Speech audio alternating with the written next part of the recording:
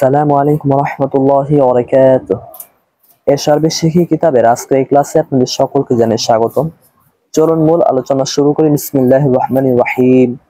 সকলে স্ক্রিনের প্রতি লক্ষ্য করুন, দেখবেন দেওয়া রয়েছে আমামাহু সাবুরাতুন ওয়া মাসাহাতুন। অর্থ হলো তার সামনে একটি ব্ল্যাকবোর্ড এবং একটি ডাস্টার রয়েছে।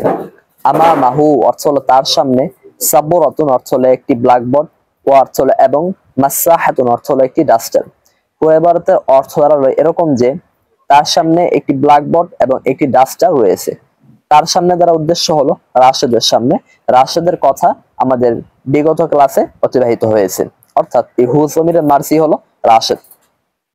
এরপর দেখুন লেখা রয়েছে আস-সাবরাতু ওয়াল মাসাহাতু আমামাহু। ব্ল্যাকবোর্ড এবং ডাস্টারটি তার সামনে রয়েছে। আস-সাবরাতু অর্থ হলো ব্ল্যাকবোর্ডটি, ও অর্থ হলো এবং, আল মাসাহাতু অর্থ হলো ডাস্টারটি। ব্ল্যাকবোর্ডটি এবং ডাস্টারটি আমামাহু অর্থ হলো তার সামনে। অনুবাদের সৌন্দর্যের জন্য আমরা রয়েছে এটাকে বৃদ্ধি করেছি। ব্ল্যাকবোর্ডটি এবং ডাস্টারটি তার সামনে রয়েছে। এরপর দেখুন লেখা রয়েছে ফাওকাহু মিসবাহুন ওয়া মিরওয়াহাতুন। ফাওকাহু অর্থ হলো তার উপর, মিসবাহুন অর্থ হলো একটি বাতি, ও অর্থ হলো এবং, মিরওয়াহাতুন অর্থ হলো একটি পাখা। তার উপর একটি বাতি এবং একটি পাখা রয়েছে। এখানে হু জমিরের মার্সি হলো রাশেদ। এরপর দেখুন লেখা রয়েছে আল মিসবাহু ওয়াল মিরওয়াহাতু ফাওকাহু। বাতিটি এবং পাখাটি তার উপর রয়েছে। এখানে আপনি ইচ্ছা করলে দুইবার টি ইউজ না করে একবার ইউজ করতে পারেন, অর্থাৎ এরকম যে বাতি এবং পাখাটি তার উপর রয়েছে। আবার দুইভাবেই মানে দুইবার টি উচ্চারণ করে বলতে পারেন, অর্থাৎ এরকম যে বাতিটি এবং পাখাটি তার উপর রয়েছে। তবে সবচেয়ে ভালো এবং শ্রুতি মধুর হলো বাতি এবং পাখাটি তার উপর রয়েছে, অর্থাৎ একবার টি উচ্চারণ করবেন। এখানে তার দ্বারা উদ্দেশ্য হলো রাশেদ। আশা করি বিষয়টা বুঝতে পেরেছেন। এরপর দেখুন লেখা রয়েছে জাইনাবু মুআল্লিমাতুন। অর্থ হলো জাইনাব একজন শিক্ষিকা। এরপর রয়েছে ইনদাহা খারিতাতুন ওয়া কুররাসাতুন। ইনদাহা অর্থ হলো তার কাছে, খারিতাতুন অর্থ হলো একটি ম্যাপ, ও অর্থ হলো এবং, কুররাসাতুন অর্থ হলো একটি খাতা। তার কাছে একটি ম্যাপ এবং একটি খাতা রয়েছে। তার কাছে দ্বারা উদ্দেশ্য হলো জাইনাব।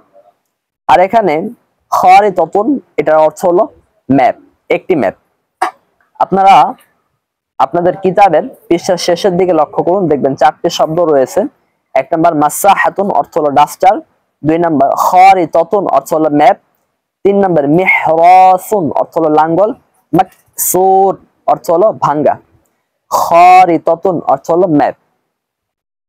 এই চারটি শব্দ আপনারা ভালো করে আয়ত্ত করে নেবেন। কিভাবে শব্দ অর্থ আয়ত্ত করতে হয় এ নিয়ে আমরা বিগত ক্লাসগুলোতে বিশাল আলোচনা করেছি। আপনারা যদি না জেনে থাকেন তাহলে আমাদের পূর্বের ৩-৪টি ক্লাস দেখলেই বুঝতে পারবেন বিষয়গুলো। আশা করি বিষয়টা স্পষ্ট হয়েছে। এরপর দেখুন লেখা রয়েছে আল খারিতাতু ওয়াল কুররাসাতু ইনদাহা। অর্থ হলো ম্যাপ এবং খাতাটি তার কাছে রয়েছে। তার কাছে দ্বারা উদ্দেশ্য হলো জাইনাব। আমামাহা তাওইলাতুন অর্থ হলো তার সামনে একটি টেবিল রয়েছে, ও অর্থ হলো এবং, সাবরাতুন অর্থ হলো একটি ব্ল্যাকবোর্ড। পুরো এবারতে অর্থ দাঁড়ালো এরকম যে তার সামনে একটি টেবিল এবং একটি ব্ল্যাকবোর্ড রয়েছে। তার সামনে দ্বারা উদ্দেশ্য হলো জাইনাব। আস-সাবরাতু ওয়াত তাওইলাতু আমামাহা। ব্ল্যাকবোর্ডটি এবং টেবিলটি তার সামনে রয়েছে। এটাকে আমরা অনুবাদের সৌন্দর্যের জন্য বৃদ্ধি করেছি। এখানে একটা কথা মনে রাখবেন, ব্ল্যাকবোর্ড এবং টেবিলটি তার সামনে রয়েছে। এখানে হু না হয়ে হা জমি হয়েছে, কেননা জাইনাব হলো মুয়ান্নাস। এখন বলতে পারেন জাইনাব এটা মুয়ান্নাস কি হবে, তার শেষে তো গোলতা নেই। এটার উত্তর হলো এই যে জাইনাব একটা মেন নাম। মুয়ান্নাস দুইভাবে হতে পারে, এক নম্বর আলামতের মাধ্যমে মুয়ান্নাস, দুই নাম্বার যেই নামটা কোনো মহিলাদের ক্ষেত্রে ব্যবহার করা হয়, অথবা যে সমস্ত জিনিস শুধুমাত্র মহিলাদের জন্য ইউজ হয়, যেমন আয়েস, এটা শুধুমাত্র মহিলাদের জন্যই খাস। এই কারণে বুঝতে হবে সেই শব্দটা মুয়ান্নাস। অর্থাৎ খোলাসা কথা হলো এরকম যে মুয়ান্নাস দুইভাবে হতে পারে, এক নাম্বার আলামতের মাধ্যমে, দুই নাম্বার মহিলাদের নাম অথবা মহিলাদের সাথে যে সমস্ত অঙ্গের ব্যবহার রয়েছে অথবা যে সমস্ত জিনিসের ব্যবহার রয়েছে সেগুলো। এ সম্পর্কে আপনারা বিস্তারিত আলোচনা ইনশাআল্লাহ নাহবে মিরে পেয়ে যাবেন। যখন আমরা নাহবে মিরের ঘন্টা আপনাদের করাবো তখন ইনশাআল্লাহ এ সম্পর্কে বিস্তারিত আলোচনা করা হবে। এখানে এতটুকুই জেনে রাখা সমীচীন এবং উচিত সেটা হলো মুয়ান্নাস যেভাবে হতে পারে, 1 নম্বর আলামতের মাধ্যমে, 2 নম্বর শব্দটি যদি মহিলাদের নামের ক্ষেত্রে ব্যবহৃত হয় অথবা সেটি যদি মহিলাদের কোনো অঙ্গ প্রত্যঙ্গের ক্ষেত্রে ব্যবহৃত হয় তাহলে সেগুলো মুয়ান্নাস হিসেবেই ধর্তব্য হবে। আশা করি বিষয়টা বুঝতে পেরেছেন। আশা করি আজকে ক্লাসে আমরা যে সমস্ত বিষয় নিয়ে আলোচনা করেছি তা আপনারা বুঝতে পেরেছেন। এরপরে যদি আপনাদের কোথাও কোনো অস্পষ্টতা থেকে যায় তাহলে অবশ্যই আপনারা তা আমাদেরকে কমেন্টে জানাবেন। আমরা ইনশাআল্লাহ আপনাদের প্রশ্নের উত্তর দেওয়ার যথাসাধ্য চেষ্টা করব। আর আজকে এই ক্লাসটি আপনারা অবশ্যই দিনের স্বার্থে সওয়াবের নিয়তে শেয়ার করে দিবেন। আজকের মতো বিদায় নিচ্ছি। আসসালামু আলাইকুম ওয়া রাহমাতুল্লাহি ওয়া বারাকাতুহু।